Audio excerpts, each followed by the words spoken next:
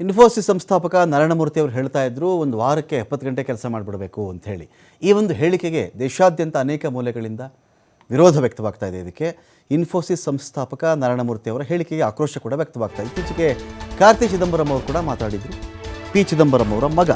ಆ ಥರ ಏನಿಲ್ಲ, ಕ್ವಾಲಿಟಿ ವರ್ಕ್ ಅನ್ನೋದಿರಬೇಕಷ್ಟೇ. ದಿನದಲ್ಲಿ 4 ಗಂಟೆ ಕೆಲಸ ಮಾಡಿದ್ರೂ ಪರವಾಗಿಲ್ಲ, ಶುಕ್ರವಾರದವರೆಗೂ ಕೆಲಸ ಮಾಡಿದ್ರೂ ಪರವಾಗಿಲ್ಲ, ಎಷ್ಟು ಹೊತ್ತು ನೀನು ಕೆಲಸ ಮಾಡಿದೆ ಅನ್ನೋದು ಮುಖ್ಯ ಅಲ್ಲ, ಆ ಒಂದು ಕೆಲಸದ ಅವಧಿಯಲ್ಲಿ ಎಷ್ಟು ಗುಣಮಟ್ಟದ ಕೆಲಸ ನಿನ್ನಿಂದ ಆಚೆ ಬಂತು ಅನ್ನೋದು ಇಂಪಾರ್ಟೆಂಟ್ ಅಂತ ಅವರು ಕೂಡ ಮಾತಾಡ್ತಾ ಇದ್ರು.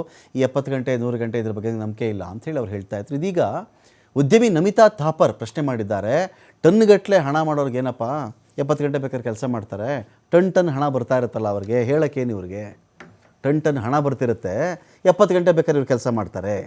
ಸಂಸ್ಥಾಪಕರು, CEO, ಬಾಸ್ ಹೆಚ್ಚು ಕೆಲಸ ಮಾಡಿದ್ರೆ ಅವ್ರಿಗೆ ಕೋಟಿ ಅವರು ಗಳಿಸ್ತಾರೆ. ಅದರಿಂದ ಸಂಸ್ಥಾಪಕರು ಎಲ್ಲ ಲೇಬರ್ನ, ಕಾರ್ಮಿಕರನ್ನ ಎಷ್ಟು ಹೊತ್ತು ಬೇಕಾದ್ರೂ ದುಡಿಸ್ತಾರೆ. ಇವ್ರದ್ದೇನು ಕಳ್ಕೊತಾರೆ ಇವರು? ಇವ್ರಿಗೆ ಕೋಟಿ ಹಣ ಬರುತ್ತೆ. ಅದೇ ಆ ಲೇಬರ್ ಇರ್ತಾರಲ್ಲ, ಕೆಲಸ ಮಾಡೋರು ಇರ್ತಾರಲ್ಲ, ಅವ್ರಿಗೆ ಹಣ ಕೊಡ್ತಾರೆ. ಅದೇ ಥರ ಕೂಲಿ ಕೊಡ್ತಾರೆ ಇವರು. 70 ಗಂಟೆ ಕೆಲಸ ಮಾಡಿ 80 ಗಂಟೆ ಕೆಲಸ ಮಾಡಿ ಹೇಳ್ತಾರಲ್ಲ, ಕಂಪ್ನಿ ಲಾಭಾಂಶದಲ್ಲಿ ಶೇರ್ ಮಾಡಿಬಿಡ್ತಾರ? ಕಂಪ್ನಿಗೆ ಲಾಭ ಬರುತ್ತಲ್ಲಪ್ಪ, ಶೇರ್ ಮಾಡ್ತಾರ ಅವ್ರಿಗೆ, ಇದನ್ನು ಅವ್ರಿಗೆ ಹಂಚ್ತಾರ? ಹಾಗಾದರೆ ಮಾಡಲ್ಲ. ಸಾಮಾನ್ಯ ಉದ್ಯೋಗಿಗೆ ಸಿಗೋದೇನಪ್ಪ? ಸ್ಟ್ರೆಸ್, ಪ್ರೆಷರ್, ಒತ್ತಡ.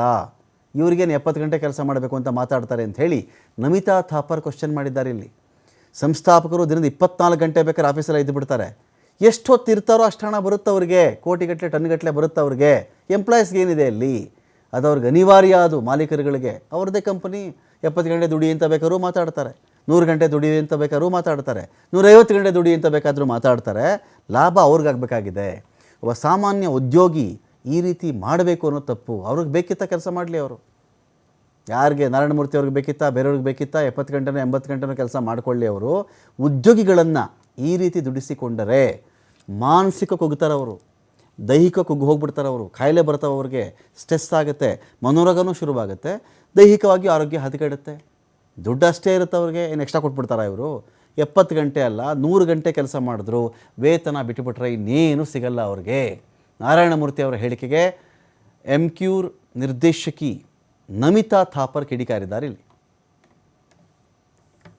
3 data points. 3 very specific data points.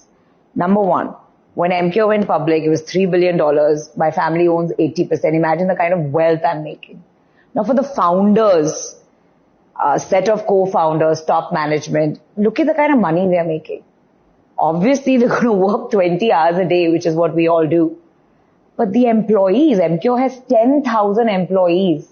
Today, my accountant in my finance department, he's making a salary.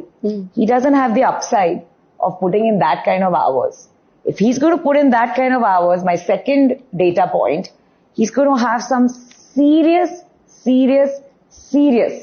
physical and mental health issues. To make tons of money, go for it, work 24 hours a day, forever. But I think for the common man and woman, they need, I'm not saying you do 3 hours, but I think all corporate cultures have a certain number of hours that they're supposed to work. And of course, when they're deliverables, like my audit team, when there's a statutory audit and there's a quarter end, people at that time work the longer hours, but it's not on a non-stop standard number basis, right? Third thing, for God's sake, don't get married and have children, because the next generation is suffering by non-existent parents. Then just